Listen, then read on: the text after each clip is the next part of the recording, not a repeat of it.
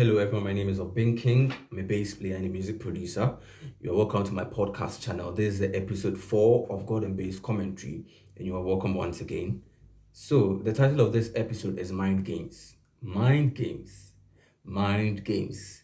And this particular part, let me read what I wrote along it. It says, this pays attention to the wanderings of Eve and how she was manipulated. This song progresses from a state of confusion to a decision that seals the deceit.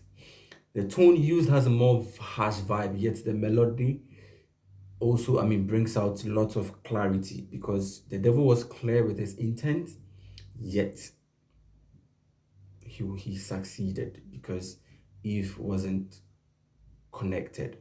And he says that there's a switch at the end which gives a more peaceful character, yet the end was uncertain and weak, meaning that the devil succeeded in deceiving, but the thought felt good because the eyes were opened. So, the mind games, the tone I used was more of an overdrive vibe because I was trying to create a sense of urgency with regards to how Eve was undergoing manipulation from the devil. And the dynamic is that the urgency was backed by a sweet melody. Okay, so that means that Eve was listening to sweet melodies, but then spiritually, those sweet melodies were wrong and were lies. So the tone that I used was a bit harsh. The overdrive tone, which particularly signified the lies that the devil was talking about or was telling Eve. Okay, so basically, it's actually a moment of distress because that was the first step that brought man to a state of fall when Eve allowed herself to be manipulated and the fruits that which wasn't supposed to be eaten was now eaten. So when you listen to the music, it has a melodic progression. The chords inside are very, very small and they are few because that time it had a more of a one-on-one connection, one-on-one state. That is Eve and the devil.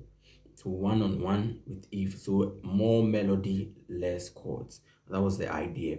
So we got to a point where we brought in some chords. The beautiful thing was at the end. My favorite part of this music was at the end, where I brought in some, variations of melody to counter the pants. The left had its own melodic transitioning, the right had its own melodic transitioning, and it was amazing because they all fitted beautifully. And it was harsh, yet it was sweet. So that was what I was trying to, communicate. That aspect of hardship but sweet. There comes a time in life where there are certain decisions that you're supposed to make, which are sweet, but then the truth of the matter is that in reality, they are actually the worst decisions that we could ever make.